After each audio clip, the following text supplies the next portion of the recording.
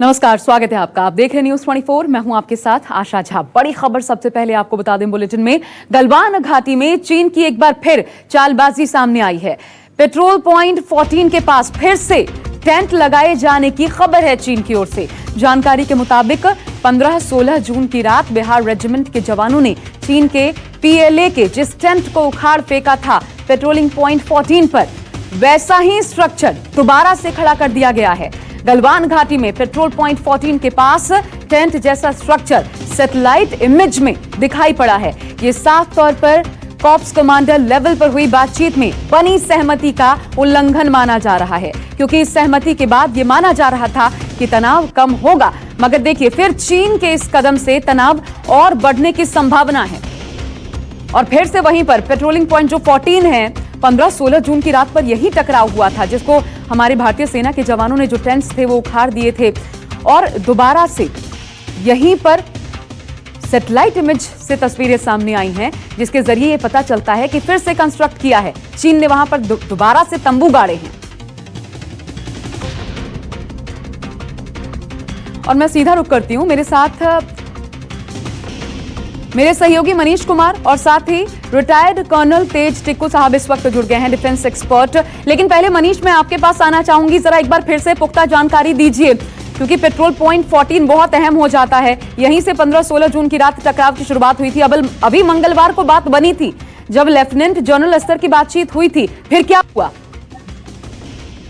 देखिए आशा, 15-16 को जहाँ पे झड़प हुई थी गलवान घाटी में, वहीं पे सैटेलाइट पिक्चर्स से ऐसा पता लगा है, जो तमाम जो जानकार हैं सैटेलाइट पिक्चर्स के जरिए उन्होंने इस बात का खुलासा किया है कि उसी जगह पे जहाँ से टेंट तंबू को भारतीय सेना ने उखाड़ फेंका था, उसी जगह पे दोबारा से जो है चीन के वहाँ पे टेंट नजर आ रहे हैं। ये सैटेलाइट पिक्चर्स के जरिए पता चला है। जाहिर तौर पर ये बेहद गंभीर है। एक तरफ 22 तारीख को आपको ध्यान है कि लेफ्टिनेंट जनरल रैंक के अधिकारियों के साथ, दोनों देशों के अधिकारियों के साथ बातचीत हो रही थी और उसी दिन ये सैटेलाइट पिक्चर्स, उसी दिन का ये सैटेलाइट पिक्चर्स है। यानी एक तरफ चीन बातचीत भी कर रहा है, दूसरी तरफ उसी जगह पे जहाँ पे हिंसक झड़प हो चुकी है वहां पे तंबू लेकर लगा रहा है। तो जाहिर तौर पर और पूर्वी लद्दाख में कई जगहों पे, न केवल गलवान घाटी की मैं बात कर रहा हूँ, बल्कि सैटेलाइट पिक्चर्स के जरिए इस बात का खुलासा हुआ है कि न केवल गलवान घाटी बल्कि देपसांग में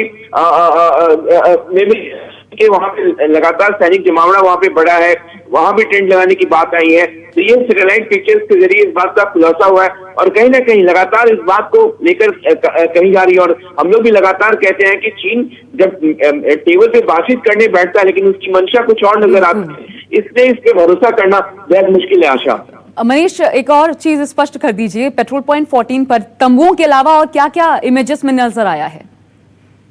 देखिए, इसमें इमेजेस में साफ तौर पर आशा नजर आ रहा है कि तंबू तो है, साथ ही साथ वहां पे चाइनीज जो सेना है उसकी डिप्लॉयमेंट भी बढ़ी है। जाहिर तौर पर डिप्लॉयमेंट वहां पे ज्यादा उन्होंने जवानों की तैनाती की है।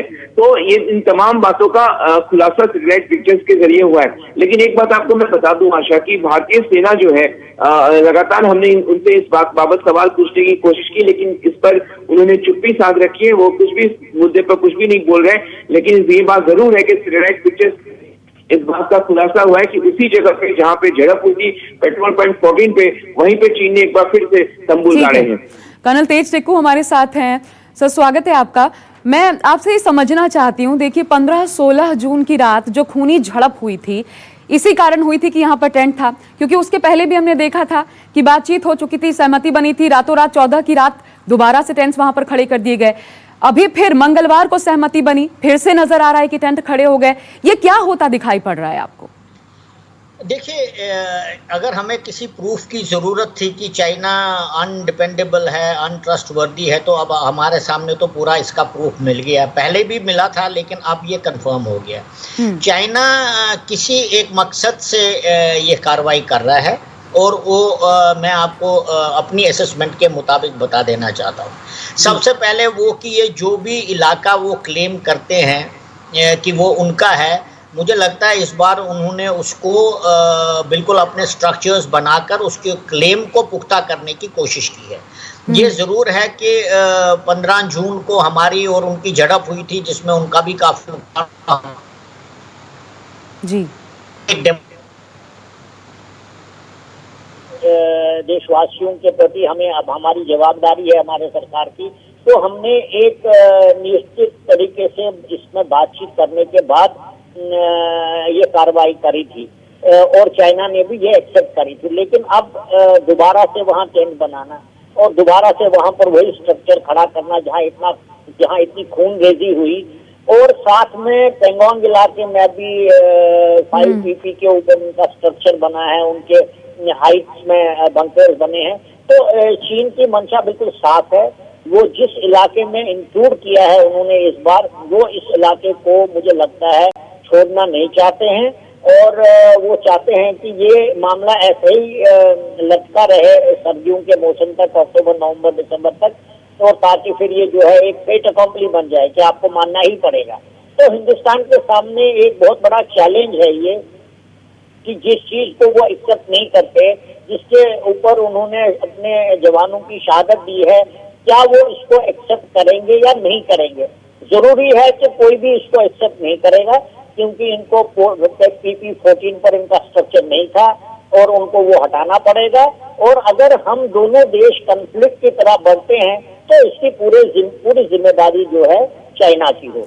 सर, अब ये मामला आपको कहां तक एस्केलेट होता हुआ नजर आ रहा है और भारत के पास अब विकल्प क्या बचते हैं? क्योंकि हम ये बार बार साफ कर रहे हैं कि हम युद्ध नहीं चाहते, लेकिन हमें कोई उकसाएगा तो फिर हमारे पास कोई दूसरा ऑप्शन बचता नहीं है। तो अभी भी लेकिन हमारी कोशिश किस रूप में हो सकती है? हाँ देखिए, हमारे पास जो विकल्प है वो है डिप्लोमेसी का विकल्प, और हमारे पास दूसरा ऑप्शन है वो है मिलिट्री एक्शन।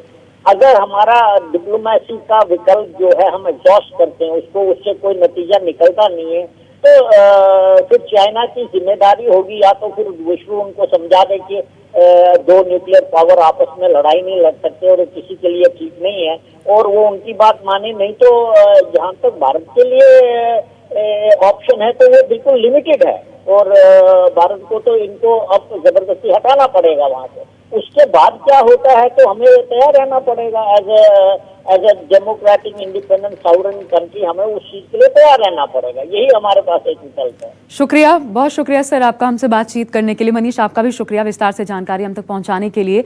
नमस्कार, मैं हूं मानक गुप्ता। अगर आपको हमारा ये वीडियो पसंद आया हो तो इसे लाइक और शेयर जरूर करें, और हाँ, हमें सब्सक्राइब और फॉलो करना ना भूलें ताकि आप देश और दुनिया की कोई खबर मिस ना करें। तो जुड़े रहिए हमारे साथ और देखते रहिए News 24।